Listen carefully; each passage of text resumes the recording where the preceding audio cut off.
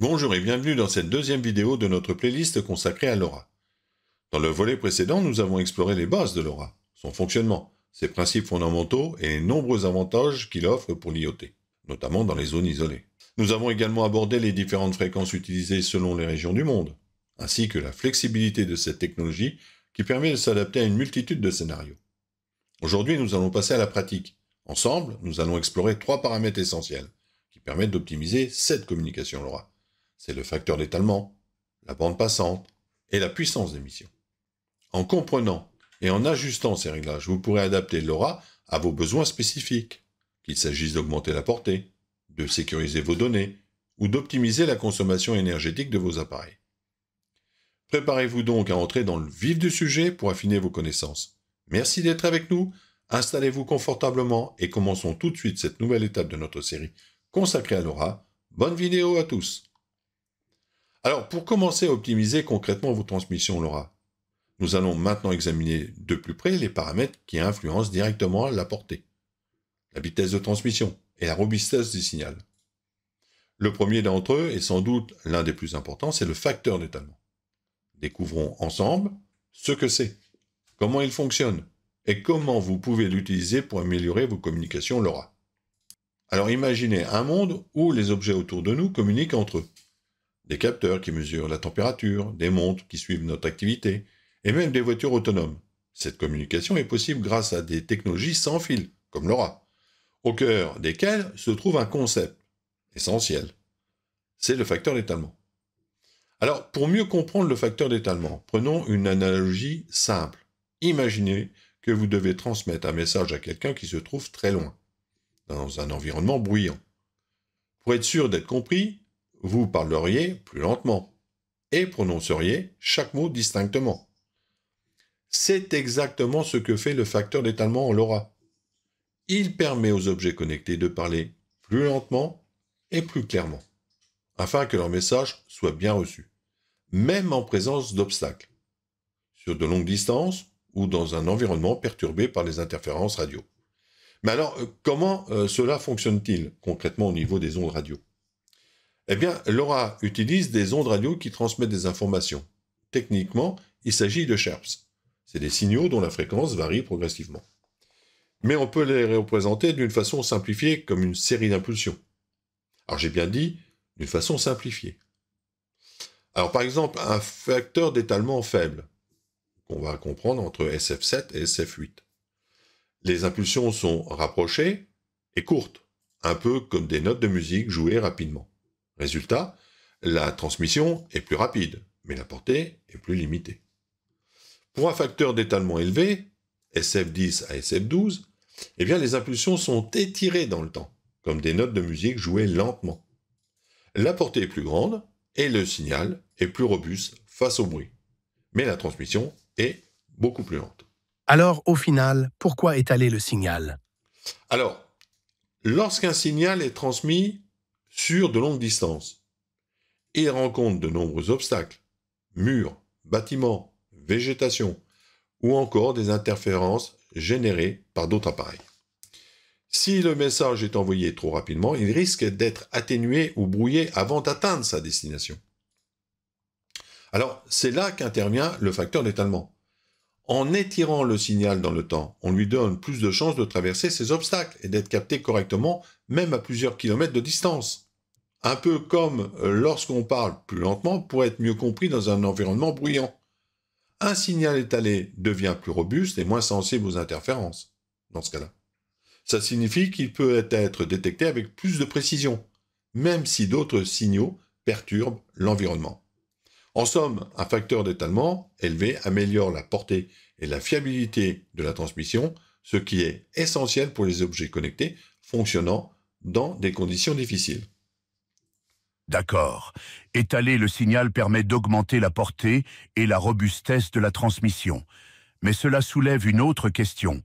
Si le signal met plus de temps à être envoyé, cela signifie-t-il qu'il consomme plus d'énergie ? Et quelles pourraient être les conséquences de cette consommation accrue sur les appareils fonctionnant sur batterie, comme les capteurs ou les objets connectés portables? Alors, effectivement, l'augmentation du facteur d'étalement a un coût. le temps de transmission s'allonge, bien évidemment. Plus le signal est étalé, plus il met de temps à être envoyé et reçu. C'est un véritable compromis. D'un côté, on améliore la portée et la robustesse du signal, mais de l'autre, la vitesse de transmission diminue, ce qui peut impacter la consommation énergétique des dispositifs alimentés sur batterie. Mais c'est pas tout en fait. Une transmission plus longue signifie aussi que l'émetteur reste actif plus longtemps, ce qui augmente, comme je vous l'ai dit, la consommation d'énergie.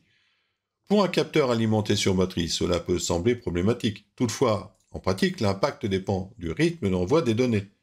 Si un capteur envoie un message toutes les quelques minutes ou les heures, eh bien cette consommation supplémentaire reste souvent négligeable. En revanche, pour une application nécessitant des envois fréquents, il faut trouver un bon équilibre entre la portée, le débit et l'autonomie énergétique. C'est donc en fait un véritable jeu d'optimisation. Faut-il privilégier la portée et la fiabilité, ou bien économiser de l'énergie pour prolonger l'autonomie des appareils? La réponse dépend des besoins de chaque application. Si je me souviens bien de votre première vidéo, vous avez également mentionné le duty cycle, cette règle qui limite la durée d'émission des appareils LoRa. Or, vous venez de nous expliquer que lorsqu'un capteur envoie des messages toutes les quelques minutes, l'impact énergétique du facteur d'étalement reste raisonnable. Mais alors, comment ces transmissions plus longues interagissent-elles avec les contraintes imposées par le duty cycle? Y a-t-il un risque de dépasser cette limite? Alors c'est une excellente question. Nous avons vu que plus le facteur d'étalement est élevé, plus la transmission de messages prend du temps. Or, le duty cycle limite le temps total d'émission sur une période donnée. Par exemple, avec une restriction de 1%, un capteur ne peut émettre que pendant 1 seconde toutes les 100 secondes. Cela signifie que l'utilisation d'un SF élevé combiné à des envois fréquents peut entraîner un dépassement de la limite réglementaire. Plus la transmission dure longtemps, plus le capteur doit patienter avant de pouvoir réémettre, ce qui peut devenir problématique pour certaines applications nécessitant des envois réguliers. Alors comment gérer cette contrainte avec LoRa en P2P? Nous avons vu que le duty cycle impose une limite sur la durée d'émission d'un module LoRa. Alors comment s'assurer que nos transmissions restent efficaces sans dépasser cette restriction? Pour mieux comprendre, imaginons que nos modules LoRa sont comme des randonneurs qui doivent communiquer entre eux à distance. Déjà, il faut trouver le bon rythme des messages. Imaginez donc ces deux randonneurs équipés de talkie-walkie. S'ils parlent trop souvent, ils finissent par vider les batteries de leurs appareils et ne peuvent plus communiquer. Mais s'ils prennent le temps d'espacer leur transmission, ils économisent leur énergie et restent en contact plus longtemps. C'est exactement ce qu'il faut faire en LoRa en P2P. Plus un message est long, plus il occupe du temps sur le duty cycle. Si les transmissions sont trop fréquentes, le module atteint vite les limites autorisées, mais en espaçant les envois, toutes les quelques minutes par exemple, même avec un facteur d'étalement élevé, on reste conforme à la réglementation. Alors après, il faut adapter le facteur d'étalement aux conditions du terrain. Comme pour un randonneur qui ajuste en fait son rythme en fonction du terrain. La transmission LoRa doit être adaptée aux conditions environnantes. Lorsqu'il traverse une montagne ou une forêt dense, le randonneur ralentit pour progresser avec précaution. De la même manière, si les modules LoRa sont éloignés ou si le signal rencontre des obstacles comme des forêts, des bâtiments ou des reliefs, il est nécessaire d'utiliser un facteur d'étalement élevé pour garantir une bonne réception. En revanche, sur un chemin dégagé, un randonneur peut accélérer. De même, si les modules sont proches et dans un environnement sans obstacle, un SF plus bas suffit, ce qui réduit le temps d'émission et optimise l'utilisation du duty cycle. Ah, maintenant je comprends mieux. Il faut bien choisir son facteur d'étalement tout en respectant le duty cycle. Exactement. Trouver le bon facteur d'étalement, c'est avant tout une question d'équilibre entre la portée, la vitesse de transmission, la consommation d'énergie et surtout le respect du duty cycle. Si l'on reprend notre analogie du randonneur, il s'agit de trouver le bon rythme en fonction du terrain. Je le redis, un SF élevé, c'est idéal pour les longues distances et les environnements difficiles. Alors, environnement difficile, c'est forêt dense, obstacles, relief.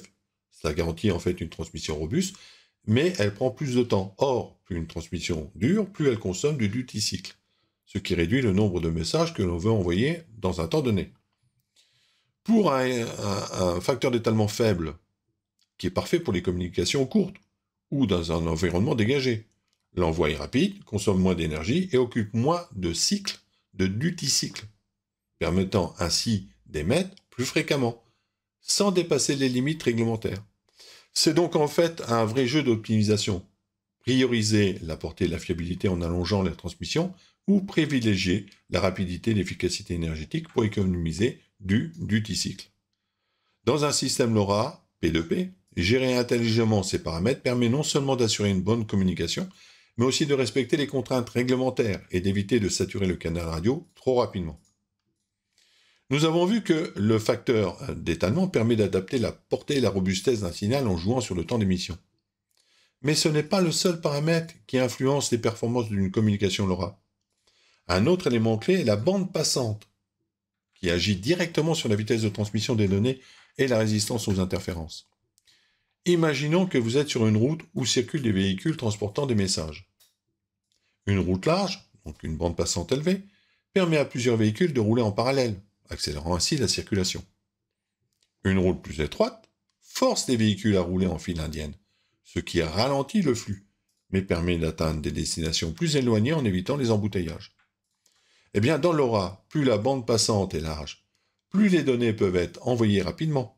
Cependant, cela réduit la portée et rend le signal plus vulnérable aux interférences. A l'inverse, une bande passante étroite améliore la portée et la robustesse du signal, au prix d'une transmission plus lente. Le facteur d'étalement et la bande passante influencent tous deux la portée et la vitesse de transmission en LoRa. Mais en quoi ces deux paramètres sont-ils différents et comment agissent-ils réellement sur la communication? Est-ce qu'il existe un lien entre les deux? Alors ça, c'est une question essentielle. Car à première vue, le facteur d'étalement et la bande passante semblent avoir des effets similaires, notamment sur la portée et la vitesse de transmission. Pourtant, ils agissent de manière très différente et répondent à des besoins distincts. Alors en quoi ces deux paramètres sont réellement différents? Le facteur d'étalement agit directement sur la durée du signal transmis. Son rôle est d'améliorer la robustesse du message, afin qu'il soit détectable, même sur de longues distances ou dans des environnements difficiles. Avec un SF7, la transmission est rapide, mais la portée est plus courte et le signal est moins résistant aux interférences. Avec un SF12, la transmission est beaucoup plus lente, mais la portée est maximale et le signal devient extrêmement robuste. En augmentant le facteur d'étalement, on rallonge le temps de transmission, ce qui permet au récepteur d'extraire les informations même si le signal est faible ou perturbé. Mais attention, ce gain en portée a un coût. Plus le SF est élevé, plus le débit de transmission est réduit. Et contrairement au facteur d'étalement, la bande passante définit l'espace occupé par le signal sur le spectre radio. Plus elle est large, plus elle permet de transmettre des données rapidement. Alors, avec une bande passante de 125 kHz, la transmission est plus lente. Mais en contrepartie, la portée est plus grande et le signal est plus résistant aux interférences. Avec une bande passante de 500 kHz, la transmission est beaucoup plus rapide, mais la portée est réduite et le signal devient plus sensible aux perturbations extérieures. Existe-t-il un lien entre les deux? Alors oui, le facteur d'étalement et la bande passante sont étroitement liés et s'influencent mutuellement. Ils déterminent ensemble les performances de la communication LoRa, notamment en termes de portée, de débit et de consommation d'énergie. Mais un autre paramètre clé joue un rôle tout aussi fondamental dans la portée et la fiabilité des transmissions, c'est la puissance d'émission. La puissance d'émission correspond à l'énergie avec laquelle un module LoRa envoie ses signaux radio. Il est généralement exprimé en dB, c'est-à-dire en décibels milliwatts, et détermine une grande partie de la distance que peut parcourir le signal, ainsi que sa capacité à traverser les obstacles. Une puissance élevée améliore la portée car le signal est plus fort et plus susceptible d'atteindre le récepteur distant. Mais elle a un coût en consommation d'énergie, ce qui est crucial pour les dispositifs fonctionnant sur batterie. Prenons un exemple concret. Imaginez que vous installiez des capteurs LoRa au sommet d'une montagne. Dans ce cas, vous pourriez envisager une alimentation sur batterie avec un panneau solaire pour prolonger l'autonomie. Mais parfois, les contraintes du terrain ou du projet imposent à n'utiliser qu'une batterie, sans source d'énergie renouvelable. Que se passe-t-il si la puissance d'émission est trop élevée? Eh bien, si vous configurez votre module avec une puissance maximale, la batterie se videra rapidement, ce qui signifie qu'il faudra remonter à 3000 mètres d'altitude pour la remplacer. Ah, c'est pas franchement idéal, hein, je pense pas. C'est pourquoi il est essentiel de trouver un bon équilibre. La puissance d'émission doit être suffisante pour assurer une bonne communication, mais optimisée pour garantir une autonomie maximale. Après tout, une installation efficace est celle qui peut fonctionner longtemps et sans intervention. Alors de plus, la puissance d'émission est réglementée selon les régions du monde pour éviter les interférences avec d'autres systèmes de communication. Une analogie simple. Pour mieux comprendre, c'est comme parler plus fort dans un environnement bruyant sur une grande distance. Plus vous criez, plus votre voix porte loin, mais elle demande aussi plus d'efforts et peut gêner plus de personnes autour de vous. De la même manière, augmenter la puissance d'émission améliore la portée du signal mais consomme plus d'énergie et peut créer des interférences avec d'autres communications radio. La puissance d'émission ne doit donc pas être réglée au maximum par défaut, mais ajustée intelligemment en fonction de l'environnement, de la réglementation et des besoins spécifiques de l'application LoRa. Nous avons vu que la puissance d'émission joue un rôle important dans la durée du signal, mais elle a aussi un impact sur la consommation énergétique et qu'elle est soumise à des limitations réglementaires, contrairement au facteur d'étalement et à la bande passante. Elle ne modifie pas la durée de transmission, ni la résistance aux interférences de la même manière. Alors, comment choisir intelligemment la puissance d'émission en fonction de ces contraintes? Est-il toujours préférable d'augmenter la puissance pour maximiser la portée, ou y a-t-il des stratégies plus efficaces pour optimiser la transmission LoRa? Alors avant de répondre, il est important de bien comprendre vos deux questions. En fait, la première cherche à établir une approche méthodique pour déterminer la puissance d'émission idéale en tenant compte des contraintes techniques, énergétiques et réglementaires. En revanche, la seconde question remet en cause l'idée d'augmenter systématiquement la puissance et soulève un point important. Existe-t-il des alternatives plus efficaces pour optimiser la transmission LoRa? Nous allons donc explorer ces deux aspects et voir comment faire un choix intelligent de la puissance d'émission tout en considérant d'autres stratégies d'optimisation. Comment choisir intelligemment la puissance d'émission en fonction des contraintes?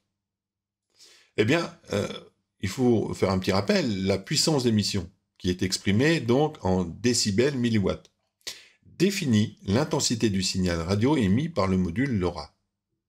Elle influence directement la portée, mais elle n'est pas le seul facteur déterminant. Il faut donc l'adapter intelligemment en fonction de plusieurs contraintes. Et pour cela, il faut analyser les contraintes avant de fixer la puissance. La première contrainte, mais non des moindres, est la distance à couvrir. Lorsque celle-ci est relativement courte, disons inférieure à 500 mètres, il n'est généralement pas nécessaire d'utiliser une puissance élevée. Un réglage autour de 10 dB suffit amplement dans la plupart des cas. En revanche, pour des portées dépassant les 5 km, il peut être indispensable d'augmenter la puissance jusqu'à 14 dB, ce qui correspond d'ailleurs à la limite réglementaire en Europe. Il y a aussi l'environnement. Zone urbaine, avec beaucoup d'obstacles. Là, il va falloir augmenter la puissance. Ça peut aider, mais risque de générer des interférences. En revanche, en zone rurale ou montagneuse, la puissance peut être augmentée, mais d'autres paramètres comme le facteur d'étalement peuvent aussi compenser. Ensuite, on a le souci de la consommation d'énergie comme contrainte. Un capteur sur batterie doit minimiser sa consommation, donc réduire la puissance est souvent nécessaire. Un capteur alimenté par panneau solaire ou secteur peut tolérer une puissance plus élevée. C'est important aussi de rentrer donc cette contrainte comme paramètre. Et nous avons également les limites réglementaires. Alors, ces réglementations relatives à la puissance d'émission varient selon les pays. Par exemple, en Europe, la bande passante des 868 MHz est limitée à 14 dB, alors qu'aux États-Unis, sur la bande des 915, eh bien, la puissance peut atteindre jusqu'à 30 dB, selon les règles locales. Chaque nation dispose de ses propres normes, et il est donc essentiel de bien les connaître et de s'y conformer. Maintenant, vous pourriez me dire qu'il est toujours préférable d'augmenter la puissance d'émission au maximum. Pourquoi pas? Eh bien, la réponse est non. Augmenter la puissance peut être utile dans certains cas, mais ce n'est pas toujours la meilleure des solutions. Pourquoi? Tout simplement parce qu'une puissance plus élevée entraînera une consommation d'énergie accrue. Un capteur émettant avec une puissance maximale videra sa batterie bien plus rapidement. Il est donc souvent plus efficace d'optimiser d'autres paramètres pour éviter une consommation excessive. Par exemple, dans un environnement urbain dense, les réflexions et atténuations du signal peuvent rendre l'augmentation de puissance inefficace. Et dans ce cas, il est préférable d'adapter d'autres réglages, comme le facteur d'étalement ou la bande passante, pour améliorer la portée et la fiabilité du signal sans épuiser inutilement l'énergie du capteur. Alors après, si on traite de la portée, eh bien la portée n'est pas toujours proportionnelle à la puissance. Une puissance plus forte peut améliorer la portée, mais elle ne compense pas toujours les pertes dues aux obstacles. Exemple, dans un environnement urbain, les réflexions et atténuations du signal peuvent rendre l'augmentation de puissance inefficace. Ensuite, nous avons les réglementations qui imposent des limites. Même si vous voulez augmenter la puissance, eh bien, vous êtes souvent limité par les lois locales. Il faut donc chercher d'autres solutions pour optimiser la transmission. Et quelles sont les stratégies plus efficaces pour optimiser la transmission LoRa? Eh bien, nous avons l'augmentation du facteur d'étalement au lieu de la puissance. Un SF élevé permet d'améliorer la portée et la robustesse du signal, même avec une puissance modérée. L'inconvénient, c'est que la transmission est un peu plus lente, donc il faut trouver un bon équilibre. On peut réduire la bande passante. Une bande passante plus étroite améliore la sensibilité du récepteur, et donc la portée. Inconvénient, le débit de transmission est réduit. Ensuite, on peut utiliser une meilleure antenne. Une antenne bien positionnée et de meilleure qualité permet d'amplifier la réception sans consommer plus d'énergie. Une antenne directionnelle peut être une meilleure solution qu'une augmentation de puissance, faut pas croire. Et ensuite, le positionnement du module. Placer un module en hauteur réduit les obstacles et améliore naturellement la portée. Une mauvaise position peut rendre l'augmentation de puissance inefficace. Vous l'avez remarqué, il était difficile de répondre en seulement 2 phrases, tant le sujet est complexe. Il fallait explorer plusieurs possibilités avant d'en tirer une conclusion claire. Ce qu'il faut retenir, c'est que la puissance d'émission ne doit pas être systématiquement augmentée, mais ajustée intelligemment en fonction de la portée, de la consommation d'énergie et des réglementations. Optimiser d'autres paramètres comme le facteur d'étalement, la bande passante ou l'antenne permet souvent d'améliorer la transmission plus efficacement. Une approche équilibrée garantit une communication fiable et économe en énergie. Tout dépend de vos besoins. Mais pour réellement optimiser, il faut maîtriser tous ces paramètres. Et il nous reste encore un dernier point à explorer. Et malheureusement, vous allez rester sur votre faim pour cette vidéo. Nous arrivons à la fin de ce tutoriel consacré aux 3 paramètres essentiels qui influencent la communication LoRa, le facteur d'étalement, la bande passante et la puissance d'émission. Comme vous l'avez pu le constater, ces réglages sont tous liés et demandent un équilibre subtil pour optimiser la portée, la vitesse de transmission et la consommation énergétique. Alors initialement, nous avions prévu d'aborder le taux de codage dans cette vidéo. Mais au fil des explications, nous avons réalisé que chaque paramètre demandait une analyse approfondie et qu'ajouter l'encodage aurait rendu cette vidéo bien trop dense. Or, le taux de codage est un sujet important qui mérite d'être traité avec autant de soin que les autres paramètres que nous avons traités. C'est pourquoi nous avons décidé de lui consacrer un tutoriel complet.